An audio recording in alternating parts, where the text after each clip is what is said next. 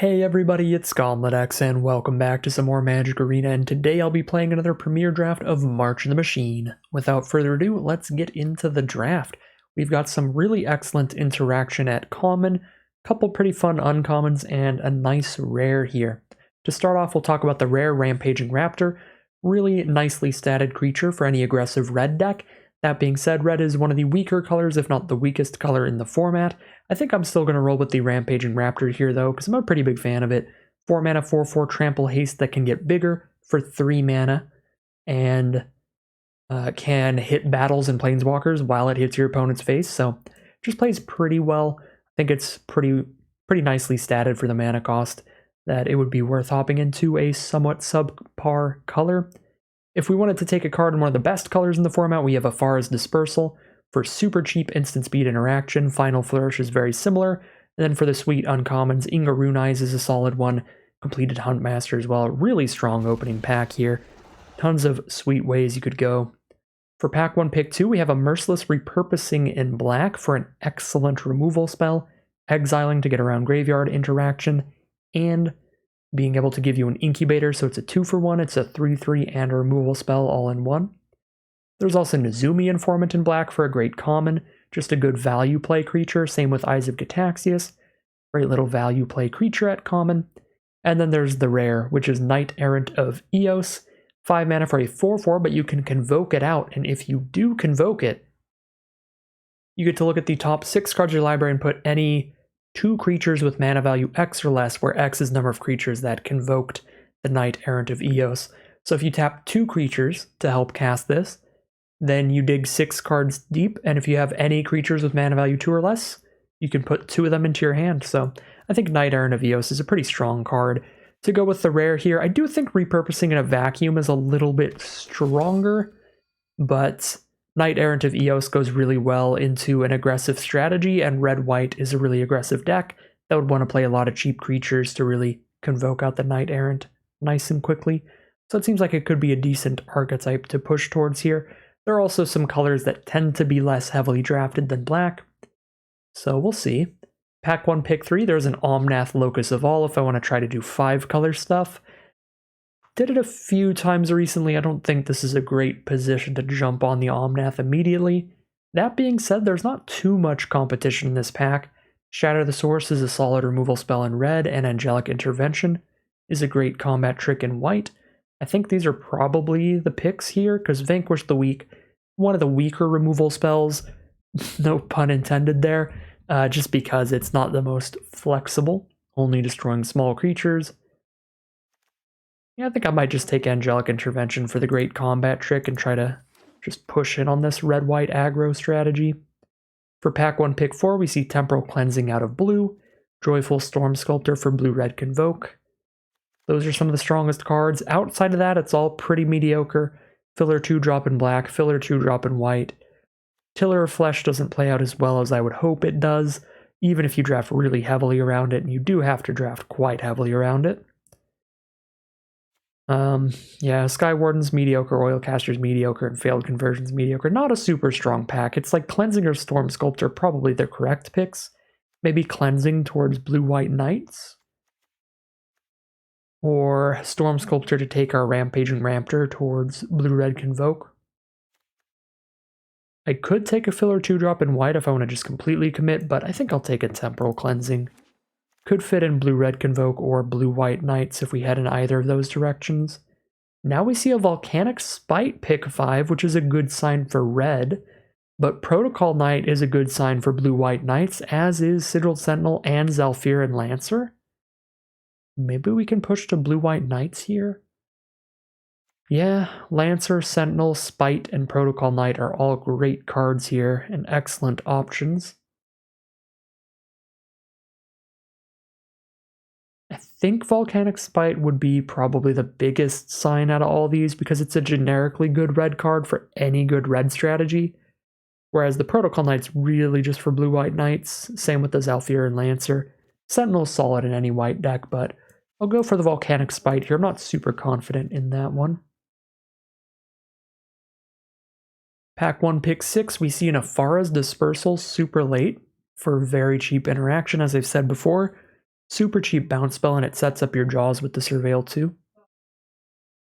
There's also a Halo Forager. That's a very late Halo Forager, with that graveyard recursion, being able to cast an instant or sorcery from the grave while playing a flyer all in one. The card is really strong.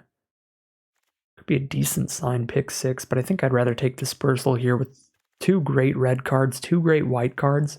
Rather try to be blue-white or blue-red, if possible. Rather than blue-black, I'd have to ditch a lot of cards to go to blue-black here. Pack 1, pick 7, Portent Tracker is a nice ramp card. Tiller Flesh is not great, as I've said before, but it's okay. Bond Warden can be okay if you need a lot of cheap little aggressive dorks. So if we end up in white-red super aggro. It's all pretty filler here, honestly. Best card's Portent Tracker, but it's pretty far from what we're doing. I'll take an Enduring Bond Warden.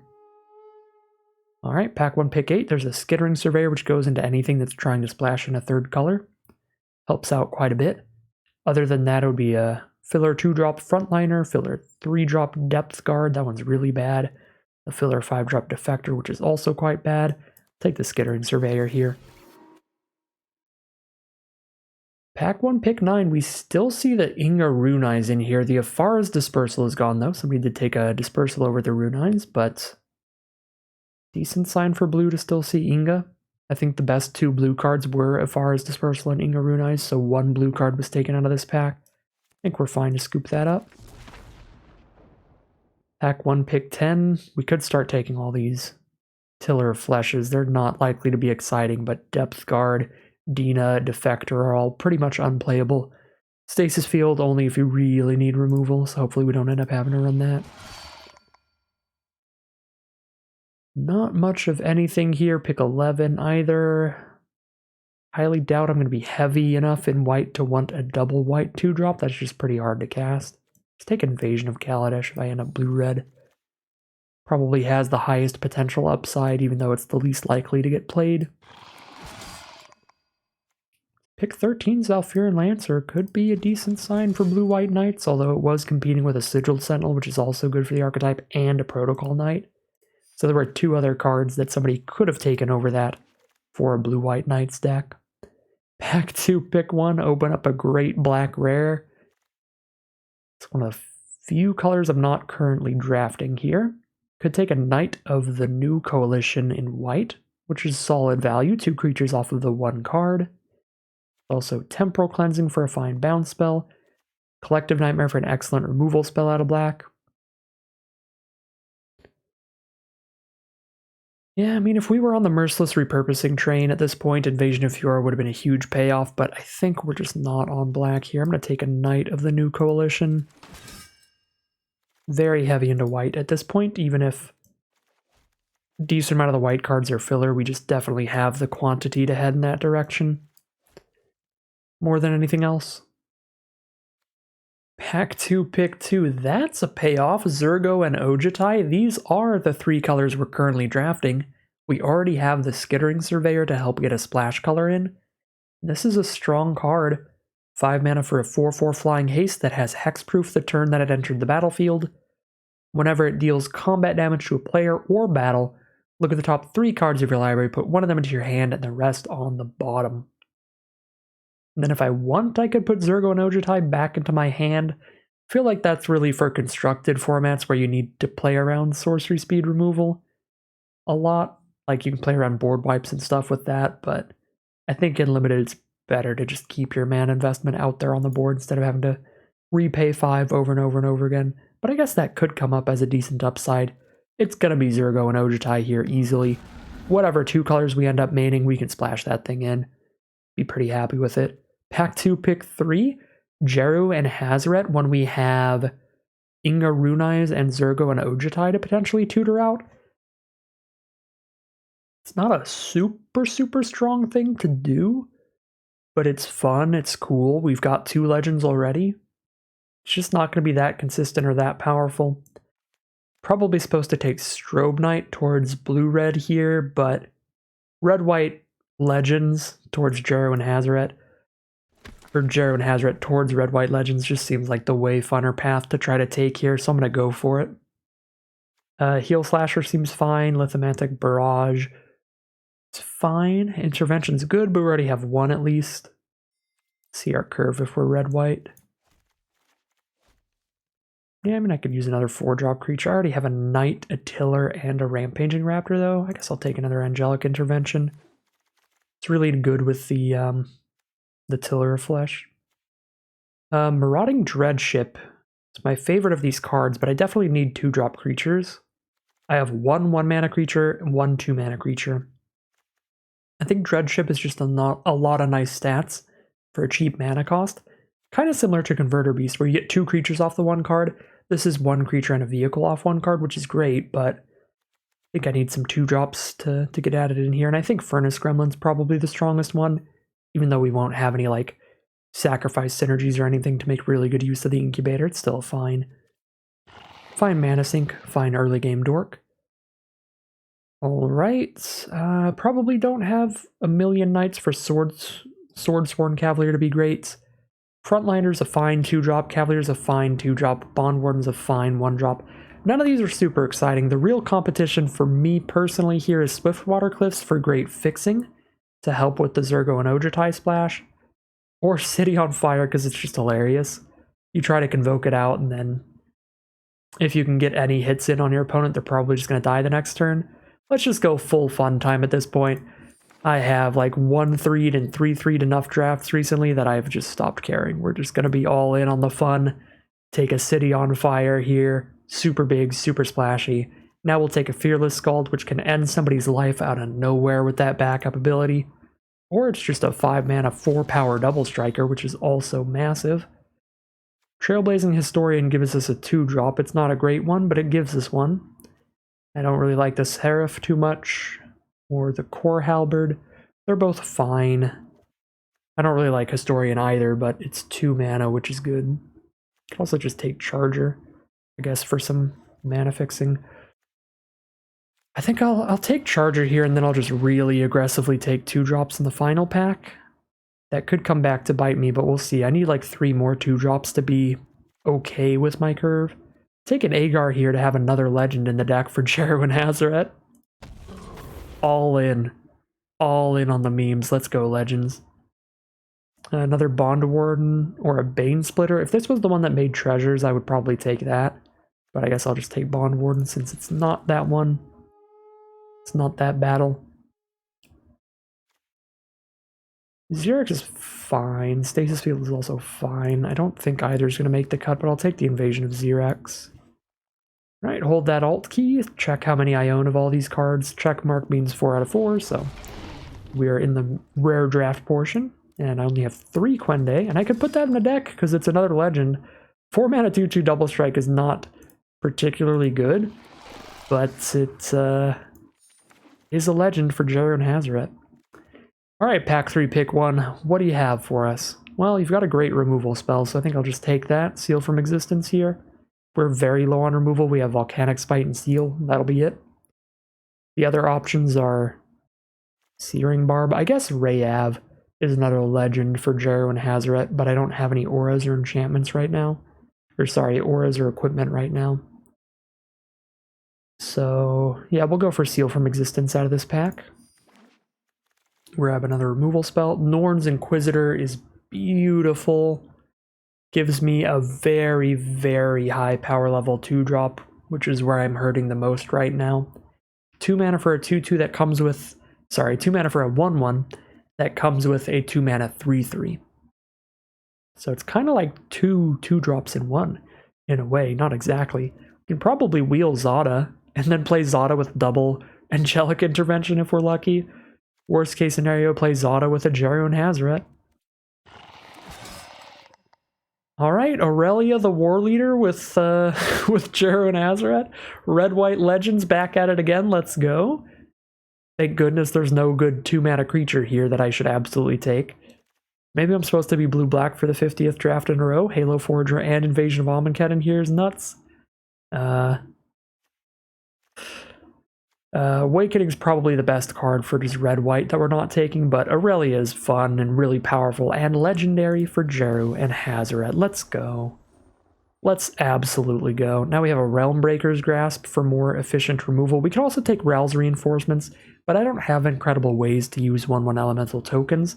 I have a City on Fire as basically my only Convoke card, because I don't think we'll have to splash in like Temporal Cleansing.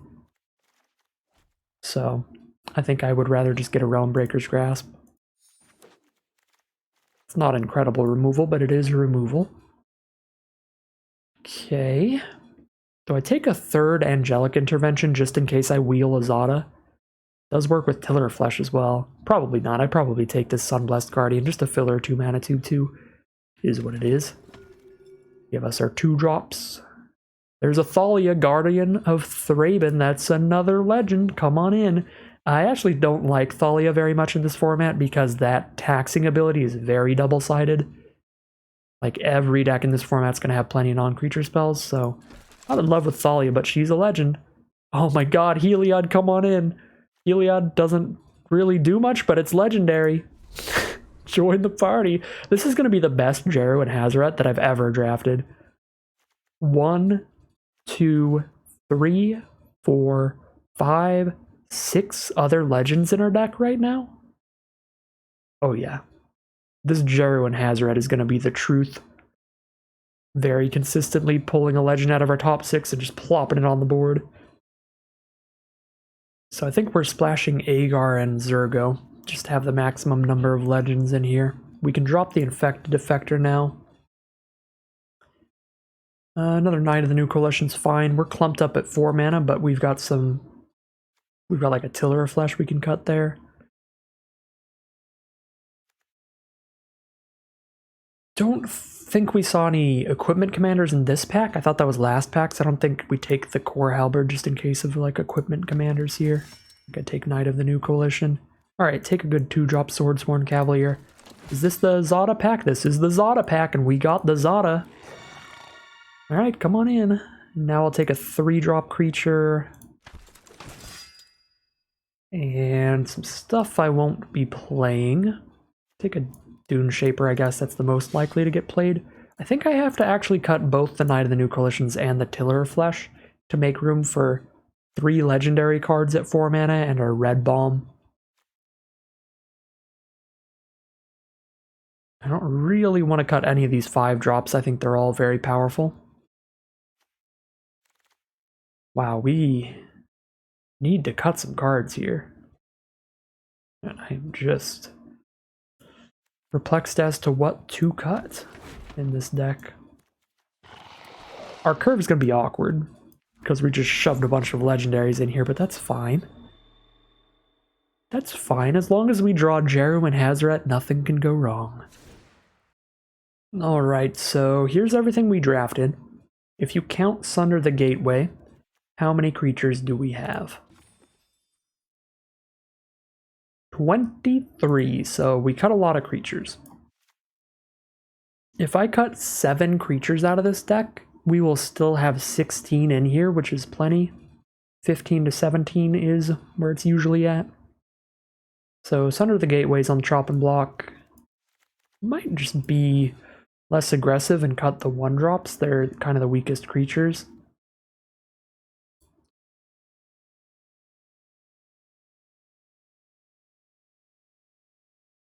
But yeah, now instead of using angelic interventions to leveraging these to stay really aggressive and win the board state early, we could use these to protect just a bunch of random powerful legendary cards as late game protection.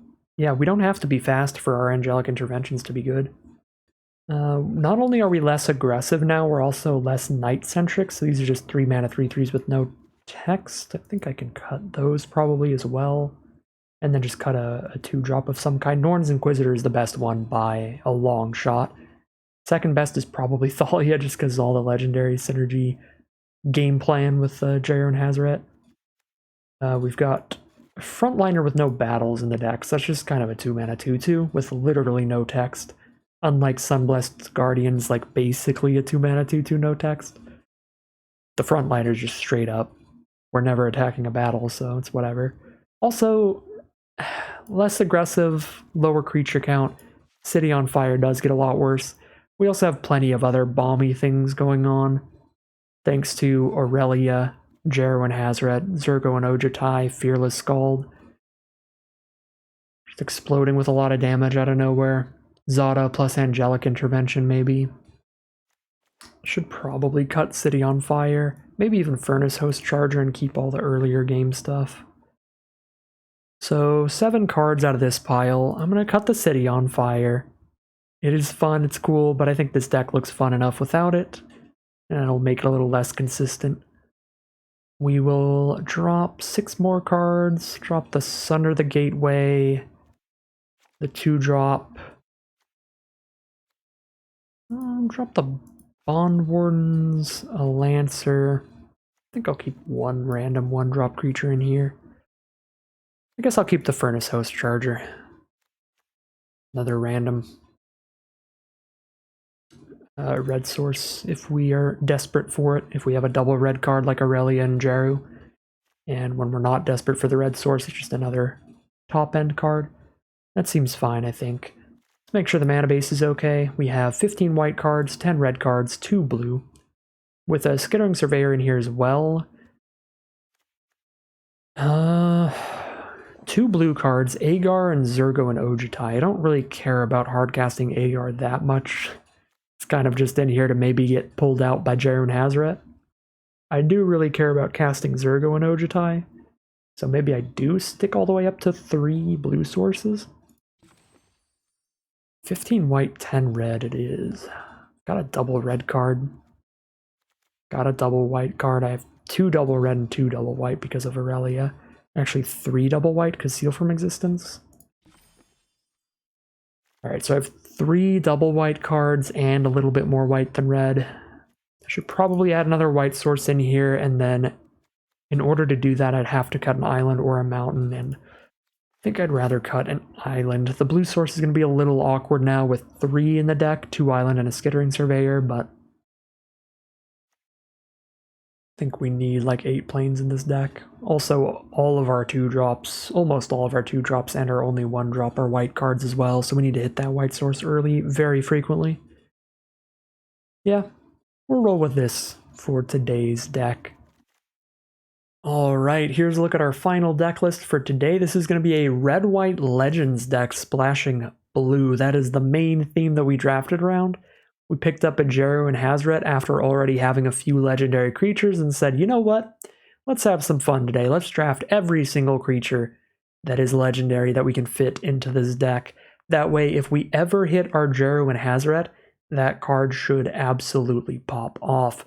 When we're not hitting Jeru and Hazret, we're pretty standard mid-rangey Jeskai pile, mainly red and white.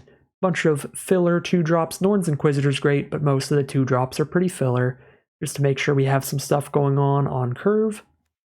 The Skittering Surveyor on turn 3 to help with the splash, as well as the Agar for some legends. Some decent early game removal with Volcanic Spite, Realmbreaker's Grasp, and Seal from Existence. And then 4 mana up, we just got a bunch of random chunky end game threats for our mid-range deck here. We have Rampaging Raptor coming out with Trample and Haste, hitting hard. Zada being explosive with our Angelic Interventions. Heliod existing. Quende, Pride of Femeref, getting us some potential double strike swings. Mainly just another legend in the deck as well. Knight Errant of Eos could give us a little bit of card draw when we convoke it out, slap it onto the board. Fearless Scald could find a bunch of extra damage out of nowhere. The Jeru and Hazret is the best card in the deck. With how we've drafted, and then the Zergo and Ojutai is the best card in the deck, period, just in general. Very, very strong card here. 5 mana, 4/4 flying, haste, hexproof the turn it hits the board, and you get some card draw attached every time it damages your opponent. Card's going to be excellent. And then last but not least, Furnace Host Charger for some more red sources potentially, and Aurelia the War Leader at the top end, having a very, very explosive ability, doubling up our combat steps for the turn. So that's the deck for today. It looks like a really fun one. Doesn't look incredibly consistent or incredibly powerful. The removal's a bit mediocre. The curve's a bit mediocre. We had to put mediocre filler to make sure we have 2-drops to block with. but it has some explosive stuff if we draw things together right, which could be pretty fun. And some of our legends are also mediocre if drawn alone, like Heliod, Agar, Quende. A lot that can go wrong with this deck, but if things go right, it looks like potentially a really fun pile, and no matter what, we got to do something pretty unique, pretty fun today, so I'm pumped about that. Without further ado, let's just see how it does as we head into gameplay. Alright, here we are for game 1. Awkward mana. It is a mono-colored hand, but Norn's Inquisitor is like our best 2-drop in the deck. It's going to be one of the best ways to start a game. We're going to have a Quende if we hit a 4th land, no matter what land it is, and Angelic Intervention to protect it. Having a double red card in the mono-white opening hand is super awkward, but I think this is right on that cusp of keepable here, with these 3 white cards being pretty good in conjunction with each other.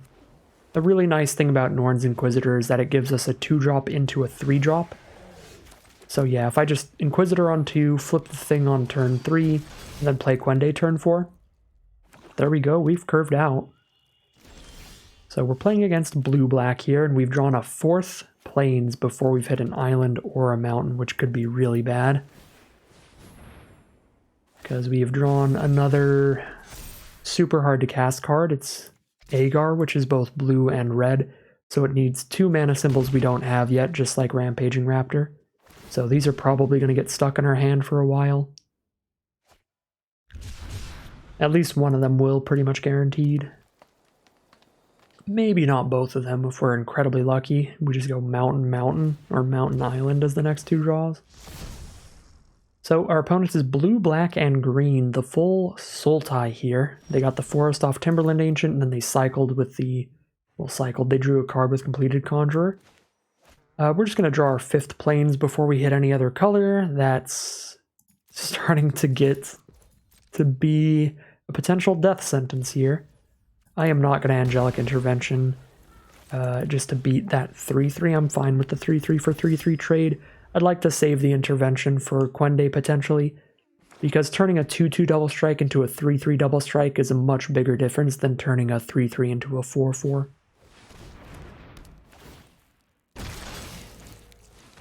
Alright, Blight Reaper Thallid and a 2-2 Incubator from their Blighted Burgeoning. I guess we'll play the 5th plains. We did draw another Angelic Intervention, which is fine. Get them for 4 here. Pass the turn. I could get greedy and just go for the 6 damage swing here. That would put them down to 9, which still doesn't kill them in 1 more swing, because if I use the next intervention to get another swing in, then we'd hit them for 8 next turn, and they'd go to 1.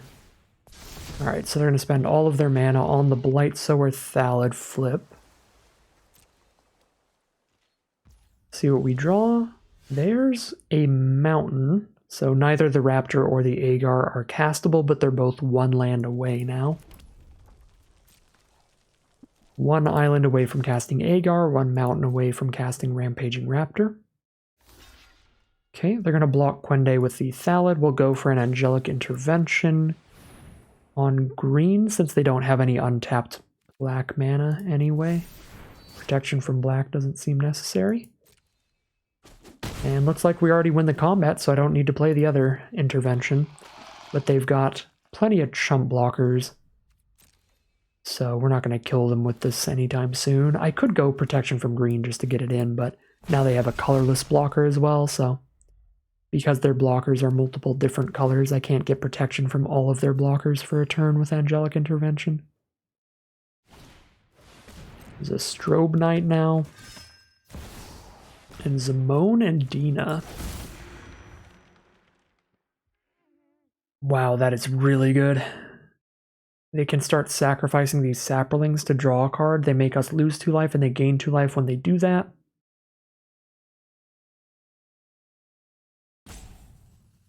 And if they have 8 or more lands, they get to draw 2 cards and put 2 lands into play. They've got 6 already. That's going to be really, really bad. Would love to hit some removal for the Zimone and Dina, or they will certainly take over the game.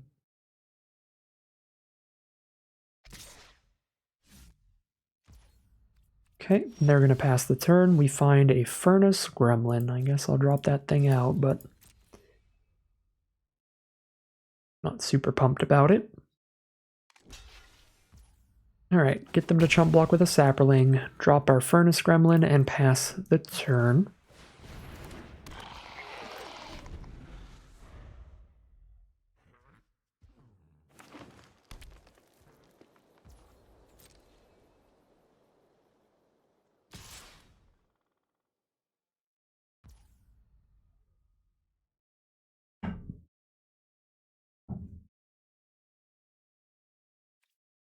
They send in a Xerox Strobonite, and we can't do anything about that. No reach, no flying. There's another mountain for Rampaging Raptor. We'd still have the mana up for Angelic Intervention, so alright, let's get it down. Send in the team. By the team, I just mean the big creatures.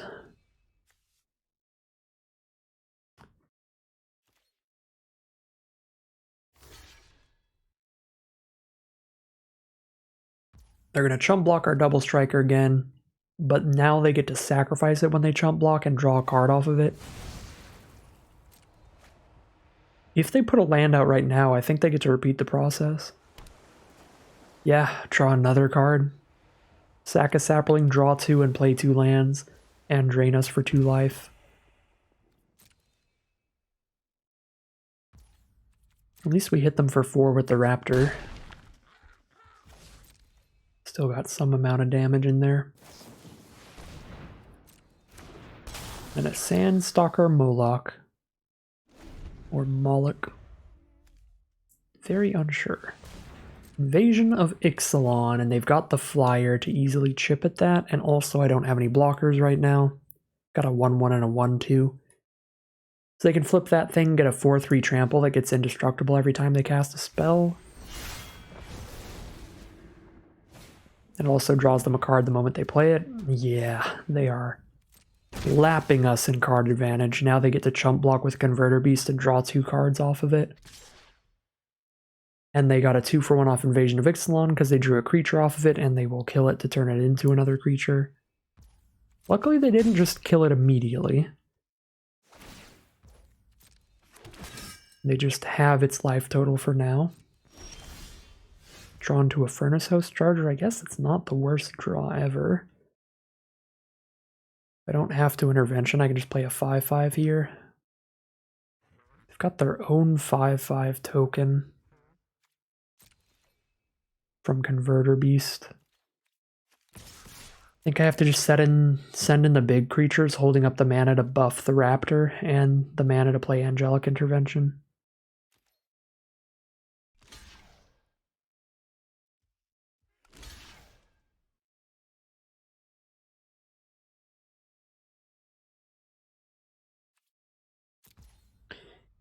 So currently, they're blocking the Raptor with enough stuff to kill it. But not Quende.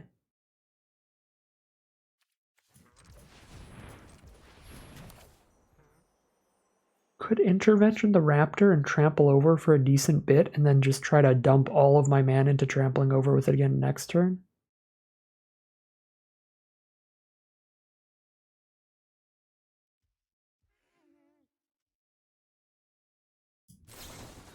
Sure.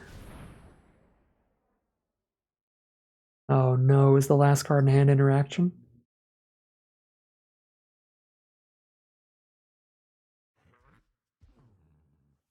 I guess they get to draw 2 cards and see if they can find instant speed interaction like a bounce spell or a removal spell here. Oh, it is. It's the counter spell. Alright. You got me. You got me, Hank Schrader. And they get to still draw 2 cards here. I can't afford to play Furnace Host Charger, so I might as well trample over for 2 more damage.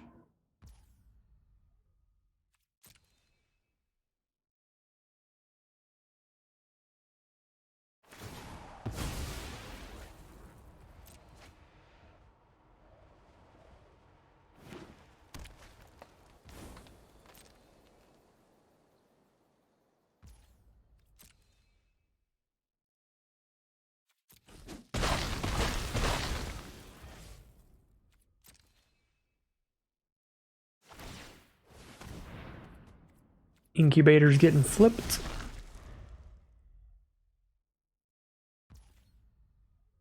They have drawn like 9 more cards than us this game. Ooh, the value.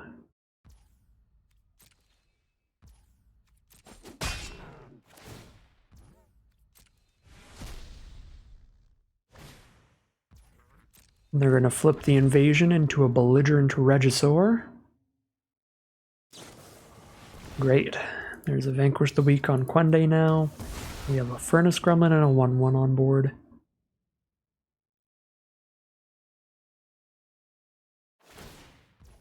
That's 2 spells. They get a 2/2 from the Xerox Strobe Knight that they can then sacrifice to draw 2 cards and make us lose 2 life.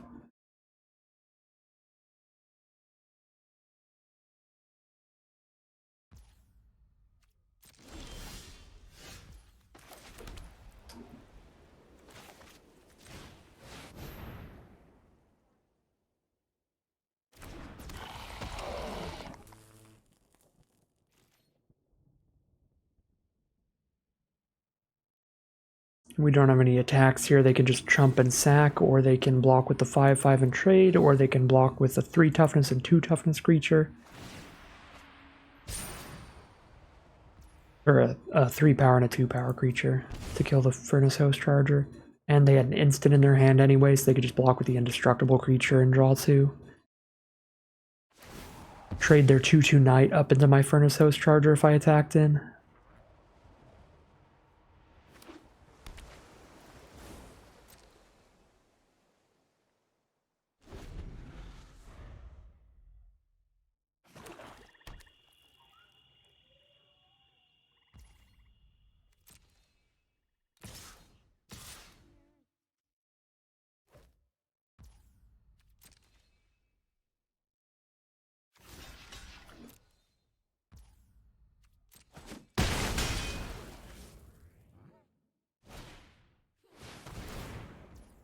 Another Converter Beast with Zimone and Dina. Popping off again. Perfect expendable sacrifice fodder. And a Tidal Terror for a gigantic unblockable creature to beat me down with. They just have to tap 2 untapped creatures to get it in. Athalia, it's pretty late. Definitely don't have any attacks here.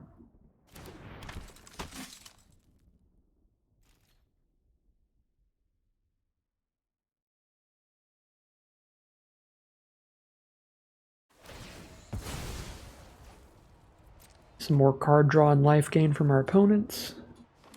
They've drawn 14 extra cards. I think I've drawn an extra card, yeah, off of Skittering Surveyor. So they've drawn 15 cards this game off of spells and abilities.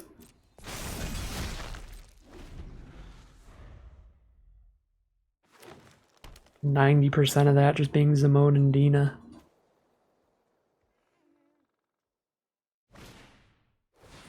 We don't even have great removal for them. Actually, no, our pacifism would work because it stops their activated abilities from going off as well. So we did have 2 removal spells for Zimone and Dina. Our pacifism effect and our exile effect. So we had 2 different removal spells that could have worked, but our 3 damage one would not work on the 4 toughness creature, so we had outs to Zimone and Dina. And I think that was our best bet here. I don't think there's much we could have done gameplay-wise. Once Zimone and Dina hit the board, they just absolutely took it. We just needed 2 different things. The only thing I think I could have done gameplay-wise is a mulligan in hindsight, obviously. So mulligan decisions, I think, were the only decision that really factored in here. So maybe different mulligan decisions could lead to a different outcome, but outside of that, just needed to hit my colors more quickly so I could actually put a little more pressure on them, because we got them pretty low before Zimone and Dina started doing things. So if we just hit like the right colors super fast, then it was possible. Yeah, we're dead on board. If we hit the right colors really just on curve, it's possible we could have curved out quick enough to kill them before they started doing all this nonsense. The other thing was if we'd drawn removal quicker for Zimone and Dina, like if we just had one of our removal spells that could kill Zimone and Dina the turn they played it, I think we probably could have won as well, because they got so much extra value off that. But that is really what took it from us there, so not a lot to be done. We will be 0-1 heading into game 2. Here we are for game 2. Keepable hand. We have 2 colors in this hand, and we have the double white we need for Heliod. So, relatively impressive. The curve isn't great. 1 mana and then it jumps all the way up to 4. Uh-oh. We've drawn a blue card. That could be a problem. I should have held Dune Shaper back. I'm such an aggressive player. I'm so used to just slamming in. But I should have just held it back because it's a lifelinker, so we never outrace that with a 1-2. Here's our Furnace Gremlin, playing against a blue-black, which is, I think, the strongest archetype in the format. It's the deepest archetype in the format. The only thing that keeps it from being like the top-tier, highest win rate deck ever is the fact that it's pretty heavily drafted. So there's a lot of competition. Let's drop our Knight Errant and draw a Norn's Inquisitor. Not a bad one to draw. There's a Deadly Derision for the Knight Errant of Eos. They get to hit us for like 5 here and gain 2 life. And we're stuck on 3 mana with some really strong 5 and 6 mana cards in our hand.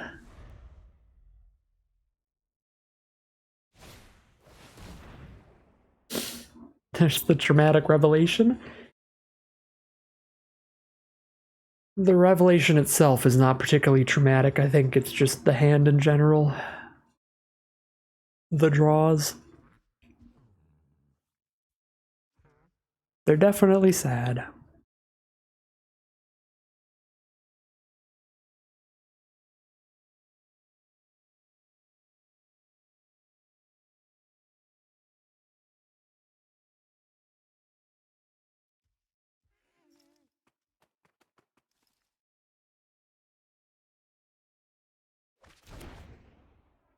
Get rid of the Zergo and Ojutai. That is the single-handedly just strongest card there. They've got double Preening Champion this early. So probably have even more than 2 in their deck, because they've only seen a quarter of their deck this game. Good lord. Well, we hit mana number 4. We can't do anything in the sky till turn 6, so I'm just going to die to the double Preening Champion here. We've 3 turns to find a solution. Or kill our opponent, but they have 4 chump blockers, 2 of which make another chump blocker after they die, and they've got an Ayara.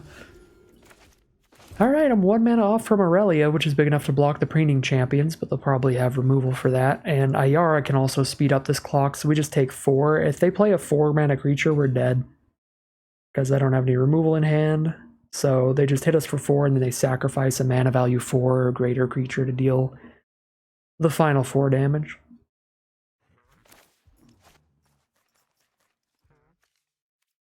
Just drop a Zada and pass, I guess. And what can you do?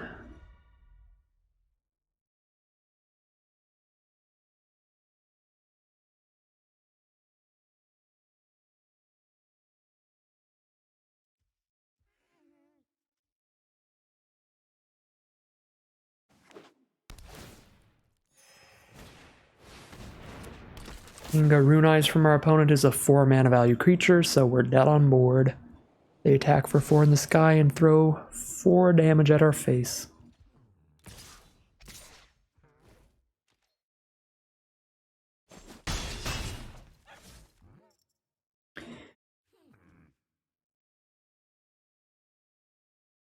Not much to post-mortem about this game.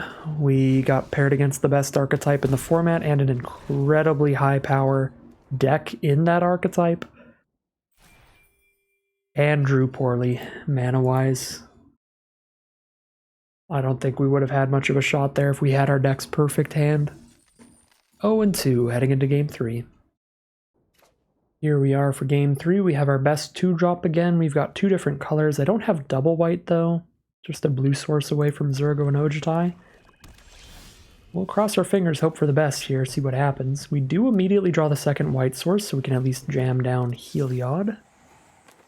think I want to discard... I'm going to discard the Guardian, because Inquisitor is a 2 mana and 3 mana play all in one. Wow, I wish I had Realmbreaker's Grasp in my hand there. If I drew this one card earlier, if this was in my opener, or was my first draw step, I could have just discarded that to Informant and actually returned something with Heliod, which would have been beautiful. Ooh, a 1-drop is actually quite nice here. So I can play a 1-drop and flip this, or pacify the Captive Weird to keep them off the card draw. Another blue-black deck again, so not going to be a good matchup. I'm going to go for the Realmbreaker's Grasp here.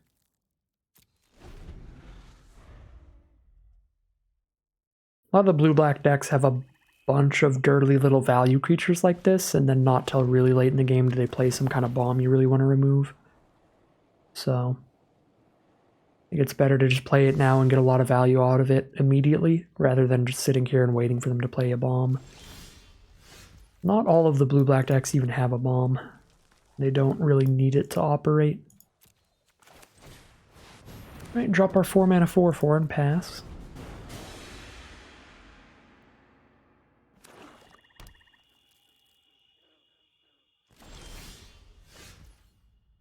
Zada Hedron Grinder, that's a fun card. Let's see their instant speed removal for Heliod.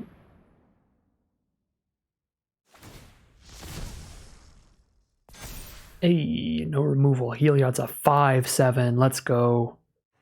Just gonna put Heliod back in my hand. They're just waiting until they can get the 2 mana discount, using it on an attacking creature.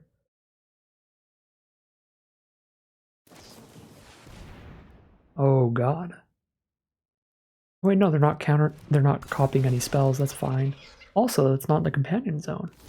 They're just gonna block with everybody? Fair enough. I guess if Inga dies, they get to draw 3 cards here, which is not ideal.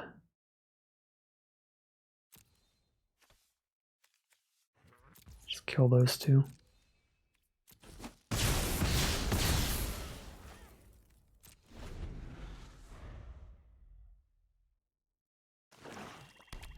They play a swamp. Pass the turn. Alright, let's flip our 3/3.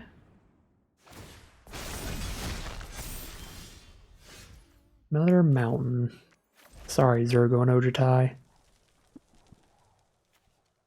5/4 trample's kind of legit on this board. Look at Norn's Inquisitor go. This is wild. If they block and trade with a 3/3 and have instant speed removal, they can get their draw 3 still. But they don't have instant speed removal. Let's go. Unseal the Necropolis. Alright, so get their best 2 creatures back from grave. They've got another Captive Weird. That is phenomenal. They just pick up Captive Weird Inga Runais. Unless they have a great spell to copy with Lutri. Mizumi Informant Inga Runais, okay. Pretty greedy, but I think I'd hold on to Zurgo and Ojutai before I hold on to Zada. We have 3 ways to get a blue card, and we only have 2 combat tricks for Zada.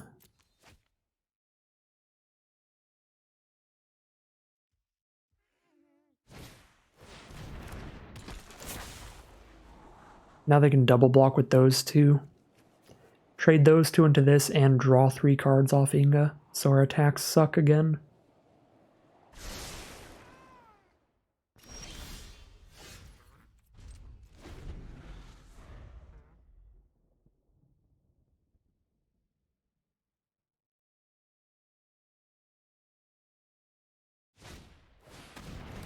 And now I'm going to get milled out. They mill me 3 cards every turn now. And I still can't get any attacks in. Could sack my biggest creature to kill their 2 creatures, but then they draw 3 cards. They've milled 1 of our 2 islands.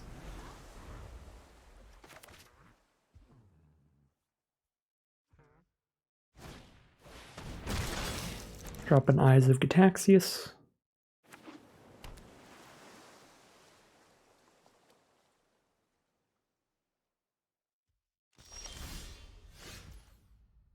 Drawing our only other blue card in the deck. We'll pass the turn.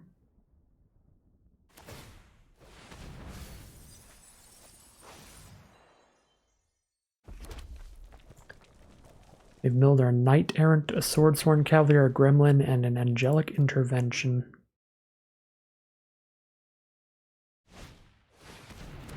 Invasion of Old Growth hits the board, kills our Norn's Inquisitor, and gains them 3 life.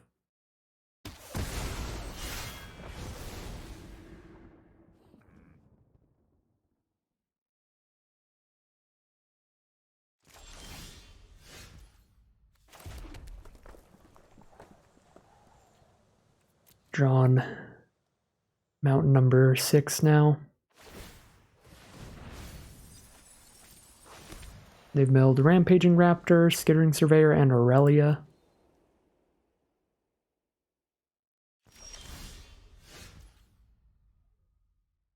A little too late for Seal from Existence. Even if I use it on Realm Breaker, we're down to 7 cards. Guess it's our best bet. It doesn't really make any sense to use it on Inga. I can use it on Inga, but then they still have a 3/3 and a 1/1 to block and trade with Dune Stomper, and then I'm out of creatures anyway. They probably have a counterspell by now regardless. Another Artistic Refusal.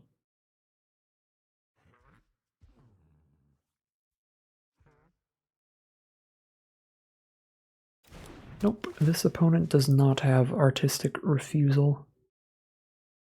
Let's use the 10 mana thing. They have any Praetors in their deck. Oh, well there goes the last island, so these cards are completely useless.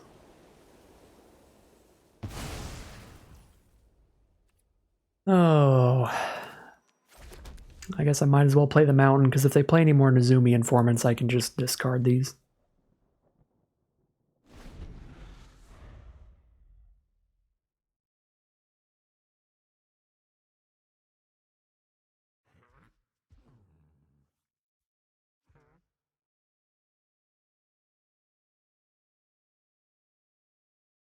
Alright, we don't have outs to this. I'm just going to scoop now. Draw planes anyway, so play a planes past the turn.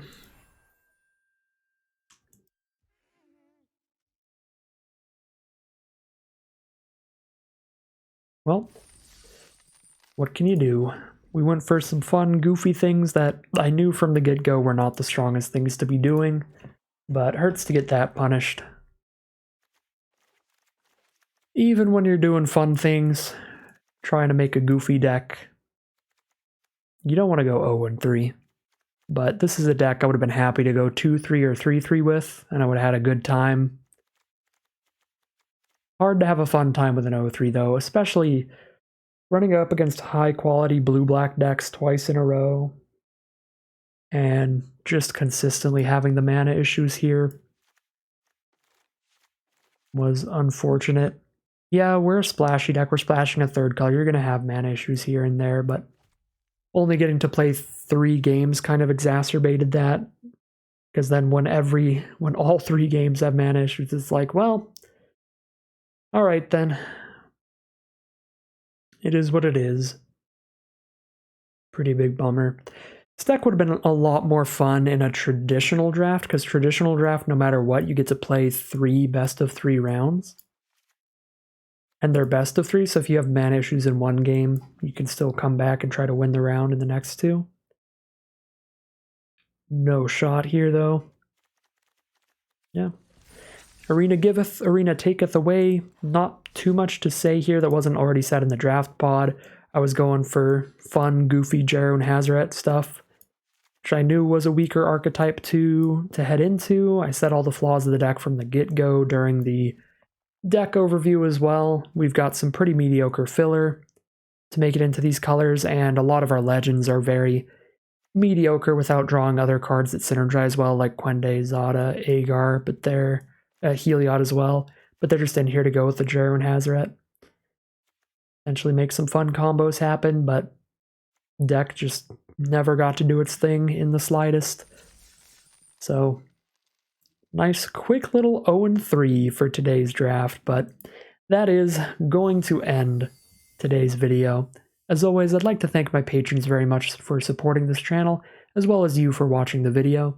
If you'd like to see more videos like this, you can always like, comment, and subscribe to tell the YouTube algorithm to send you some more of these videos in your recommended feed. If you'd like to catch me live, you can check out the Twitch channel in the link in the description below. And if you'd like to support the channel directly, you can check out the Patreon link in the description below. Other than that, as always, thank you very much for watching, and I'll see you again soon for some more Magic Arena.